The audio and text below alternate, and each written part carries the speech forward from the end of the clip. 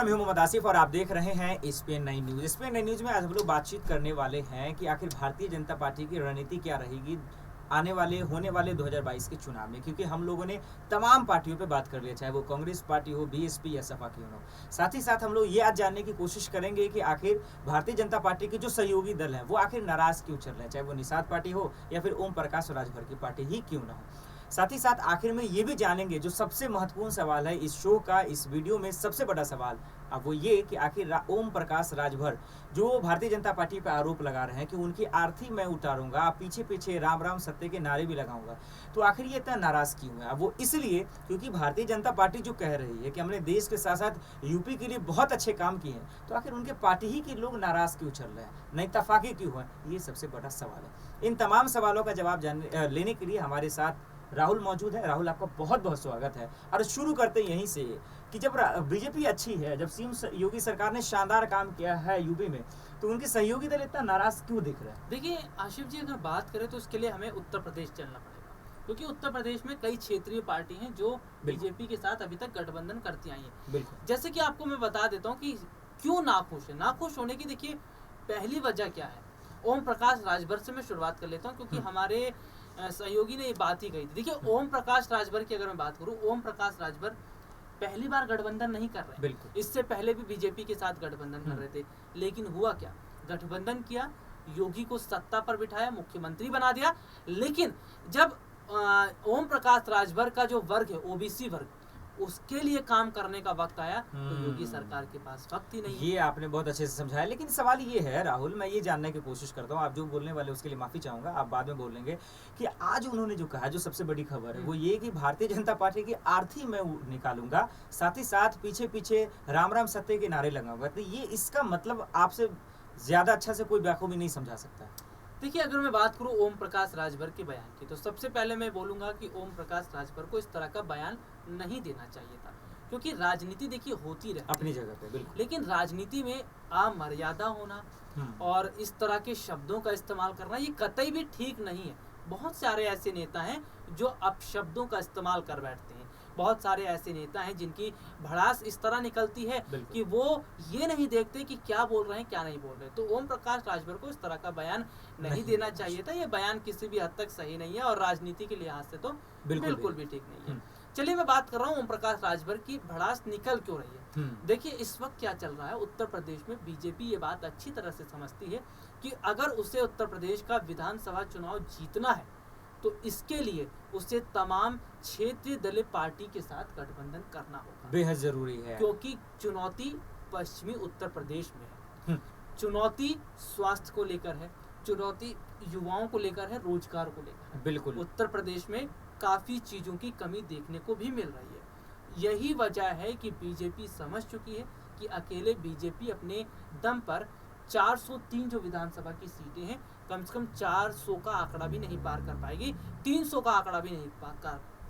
लेकिन सवाल ये है राहुल, जिस तरह से आप कह रहे हैं कि बहुत चुनौतियां हैं यूपी में, लेकिन सवाल और मुझे समझ में नहीं आ रहा, तो फिर एक तरफ सीएम योगी सरकार क्यों कहती है, बड़े बड़े होर्डिंग लगे हुए हैं, एडवर्टीजमेंट हो रहे हैं, प्रचार हो रहे हैं कि उनके इरादे अनेक हैं, काम अनेक हैं, उन्होंने घर घर जो है एलपीजी गैस पहुंचाया है, बिजली जो है उन्होंने दिया है सब लोगों को, शौचालय बनवाया है, राशन दिया है, बहुत सारे तमाम काम किए हैं, कानून व्यवस्था दुरुस्त किया। लेकिन आप कह रहे हैं कि एक तरफ दिक्कतें हैं, 3 करोड़ लगभग युवाओं को रोजगार दिया, ऐसा उन्होंने जो है कहा है, तो उनके तरफ से एक तरफ बयान उनका है, उनके वादे हैं कि हमने काम किया, लेकिन आप कह रहे हैं कि चुनौतियां भी यही है, तो फिर ये समझ में नहीं आ रहा। देखिए समझने की जरूरत बहुत बारीकी से ये भी, और मैं अपने दर्शकों को समझाता हूँ, कहने और करने में बहुत फर्क होता है।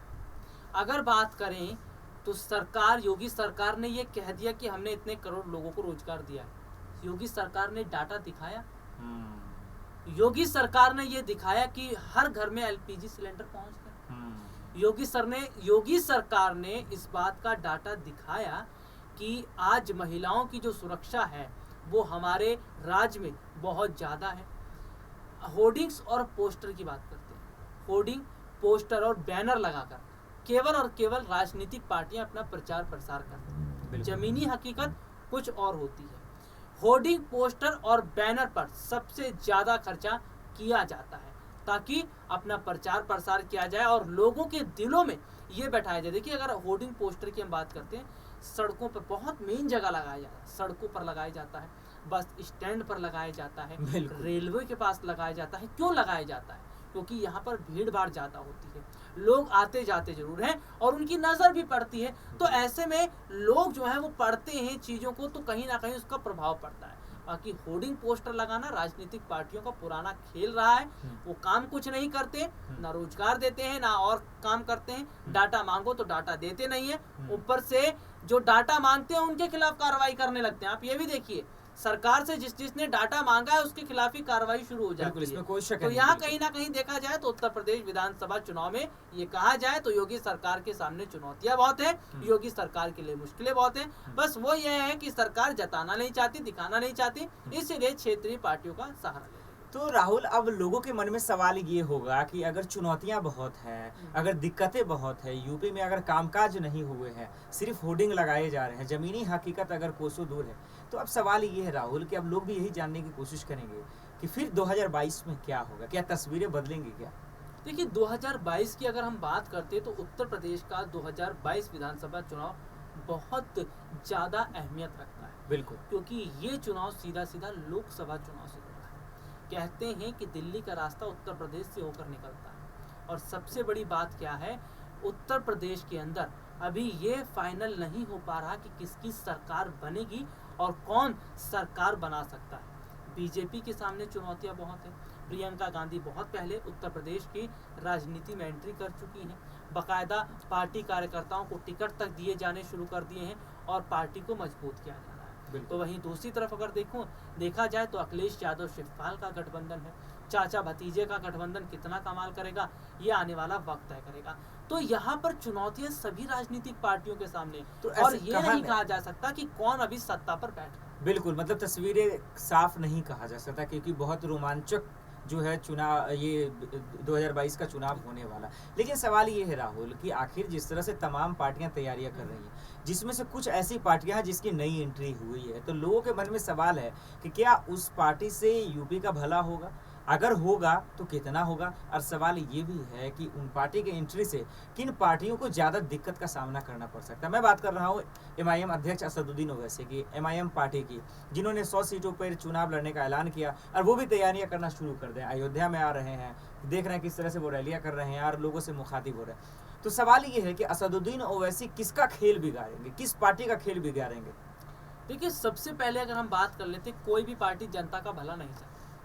सभी पार्टी चाहती है मेरा वोट बैंक बन जाए, मुझे सत्ता मिल जाए, पहले अपना काम किया जाए, बाद में जनता का ख्याल रखा जाएगा। और बात अगर करें ओवैसी के आने से उतना फर्क नहीं पड़ेगा। क्यों? क्योंकि उत्तर प्रदेश की राजनीति पहले ही जाति के आधार पर बटी हुई है। असदुद्दीन ओवैसी ये बात जानते हैं कि ब्राह्मण वोट उन्हें करेगा नहीं। असदुद्दीन ओवैसी ये बात जानते हैं कि क्षत्रिय जो वैश्य हैं वो वोट करते नहीं। तो मुस्लिमों पर बात आ रही है, और मैं आपको बताऊंगा ओवैसी आए क्यों हैं।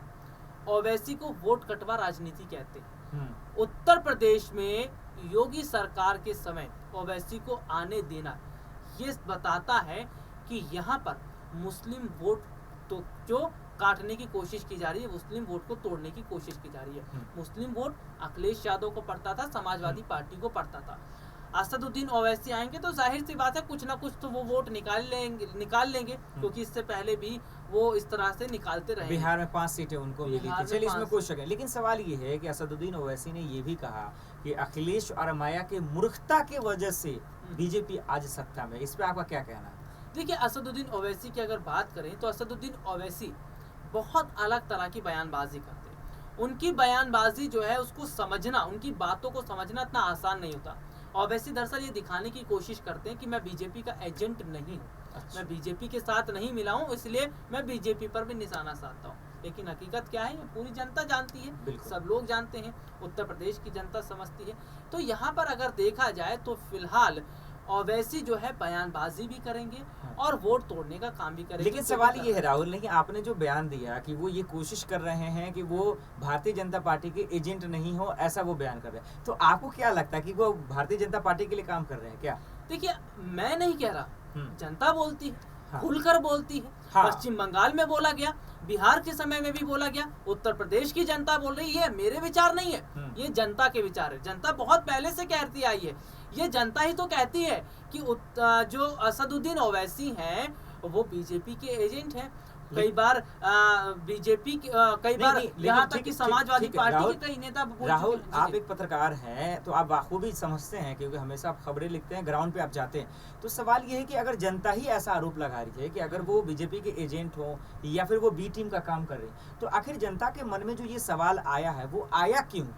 देखिए, सवाल आने का सबसे बड़ा मन क्या है? जो सवाल आता है, सवाल जो आया है वो आता है खास तौर पर मुस्लिम समुदाय के लोगों, क्योंकि मुस्लिम समुदाय के वोट को लेने की कोशिश असदुद्दीन ओवैसी करते हैं। मुस्लिम समुदाय का हर वर्ग ये जानता है, हर एक शख्स जानता है कि ओवैसी क्यों जो है चुनाव से पहले राजनीति में एंट्री करते हैं। और सबसे बड़ी बात क्या है, असदुद्दीन ओवैसी जो है वो ये पूरी कोशिश करते हैं कि जिस पार्टी को एक तरफा मुस्लिम वोट पहले पड़ रहा था, उस पार्टी के मुस्लिम वोट को तोड़ा जाए। हालांकि तोड़ना वोट इतना आसान नहीं रहेगा, क्योंकि उत्तर प्रदेश के जो मुसलमान हैं वो पहले ही समाजवादी पार्टी को समर्थन देते आए। बिल्कुल, और यही वजह है कि ज्यादातर मुसलमान समाजवादी पार्टी की ही तरफ गया। लेकिन यहीं से ये भी तो सवाल है ना राहुल, और लोगों के मन में तो सवाल आएगा कि सीएम योगी के साथ साथ भारतीय जनता पार्टी के लिए हमेशा ये मसला रहा है कि क्या मुसलमानों का वोट उनकी तरफ नहीं जाता। लेकिन क्या इस बार आपको लगता है कि मुसलमानों का जो वोट है वो सीएम योगी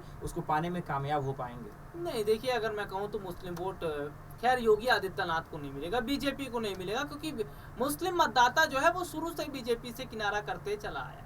चाहे बीजेपी भले ही मुस्लिम मतदाताओं के लिए कितना भी काम कर ले, मुस्लिम लोगों के लिए काम करे, लेकिन मुस्लिम वोट पड़ेंगे तो अखिलेश को पड़ेंगे। हाँ, प्रियंका गांधी जिस हिसाब से काम कर रही हैं, इमरान प्रतापगढ़ी पर जो दांव खेला है, उसको देखते हुए वोट बट भी सकते हैं और कहीं ना कहीं स्थितियां बदल सकती हैं। लेकिन अब सवाल ये है, आखिर में एक सवाल लेता हूं राहुल, और ये बहुत लाजमी सवाल है उत्तर प्रदेश के चुनाव के मद्देनजर देखते हुए, और मैं यही जानने की कोशिश करूंगा कि आपने जिस तरह से कहा कि 2022 में कुछ भी कहा नहीं जा सकता, कुछ भी हो सकता है, लेकिन सवाल ये है कि आखिर आपको क्या लगता है कि किस के बीच में ये चुनावी जो एक तरह से आप ये कह सकते हैं कि चुनावी जो आर पार की जो लड़ाई होगी, किन दो पार्टियों के बीच में ज्यादा होने की संभावना है?